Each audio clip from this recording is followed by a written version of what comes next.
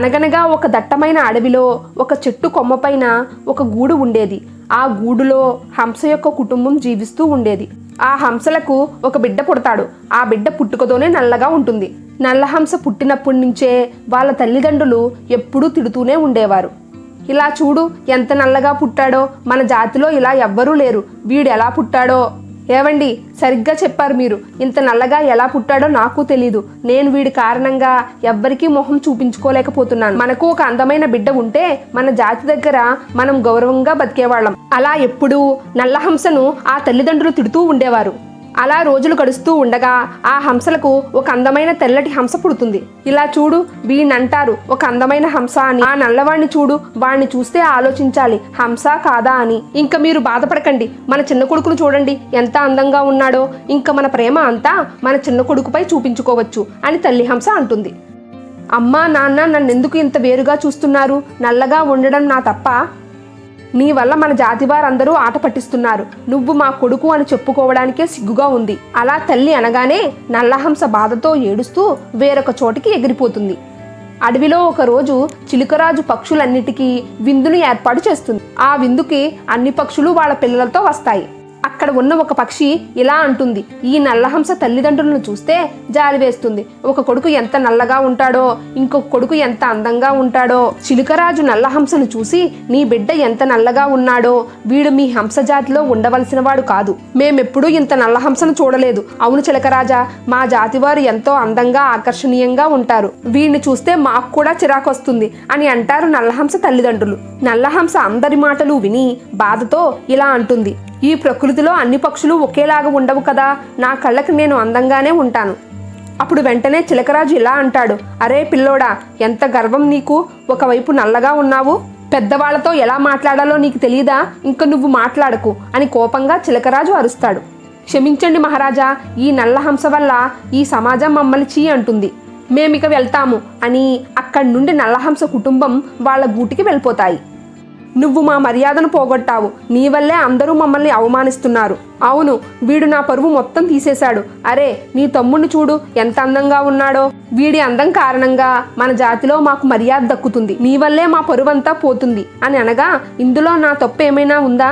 నేను నల్లగా ఉన్నాను, నేను కావాలని ఇలా పుట్టలేదు కదా, ఇదంతా ఆ దేవుడు రాత, అయినా నేను మీకు పుట్టిన పిల్లవాణ్ణే కదా అని నల్లబాతు అనగా, వెంటనే తల్లి చూడు చూడు ఎలా మాట్లాడుతున్నాడో, వాడి వల్లే ఇదంతా జరుగుతుందని అస్సలు బాధలేదు అని చెప్పి ఆ నల్లహంసను ఇంట్లోంచి వెళ్ళగొడతారు. చాలా బాధతో నల్లహంస అక్కడి నుంచి వెళ్ళిపోతుంది. అక్కడి నుండి నల్లహంస వేరే అడవికి వెళ్ళి జీవిస్తుంది.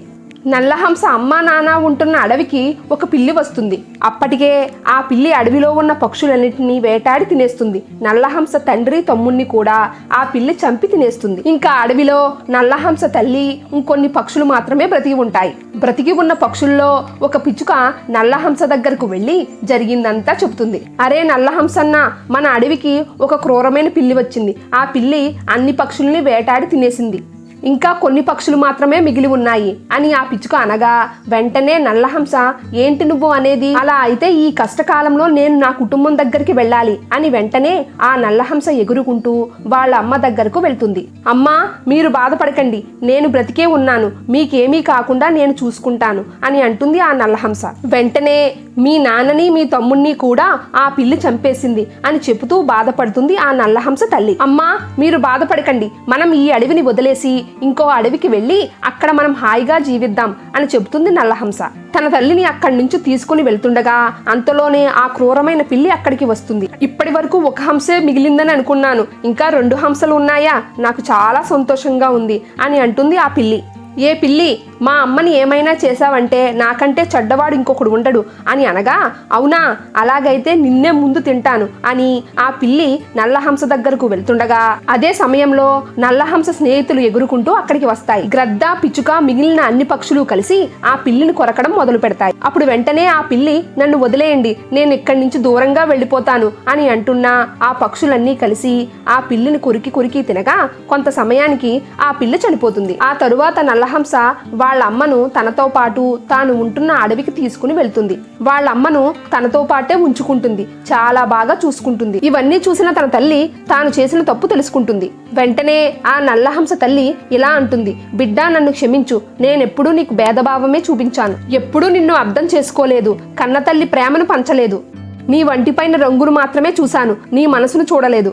ఈ రోజు నువ్వు లేకపోతే ఆ పిల్లి నన్ను ఎప్పుడో చంపేసేది అని అంటూ బాధపడుతూ ఉంటుంది నల్లహంస తల్లి.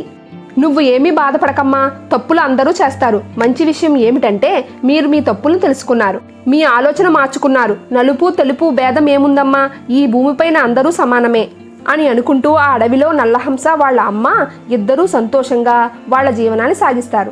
ఈ కథలో నీతి ఏమిటంటే ఏ జీవికైనా రంగు కాదు, గుణం ముఖ్యం అని అర్థం.